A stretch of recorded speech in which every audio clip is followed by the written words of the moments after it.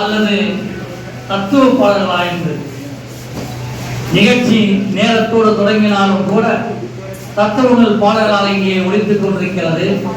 காதல் பின்னால் வந்தாலும் இங்கே முன்னால் அது முந்திக் கொண்டுதான் இருக்கு என்பதை தெரிந்து கொள்ள வேண்டும்.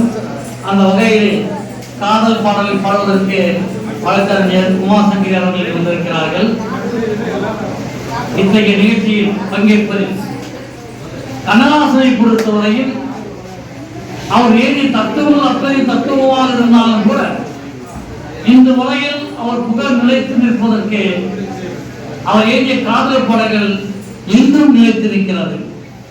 ஆகவே அத்தகைய காதல் பாடல்களை சொல்ல வேண்டும் என்று இருந்தாலும் கூட அந்த காதலில் மென்மை இருக்கிறது, மேன்மை இருக்கிற காலத்தினால் கண்ணதாசனுடைய பாடலாக இருந்தாலும் சரி, அவர் தத்துவ பாடல்களை பாடியிருந்தாலும் சரி, தத்துவ பாடல்களை பாடுவதற்கு கைத்தட்டல்கள் கிடைக்கும். ஆனால் காதல் பாட்டுக்கு மட்டுமே கை கொடுக்க முடியும். ஆக கை கொடுக்கும் காதலுக்கு தான் மேன்மையை தவிர தத்துவதற்கு மேன்மை என்ற காரணத்தினால் கண்ணதாசன் இன்றும் வாழ்ந்து கொண்டிருக்கிறார். ஆகவே நான் தத்துவத்தை முதல் சொல்லிவிட்டு காதலுக்கு வருகிறேன்.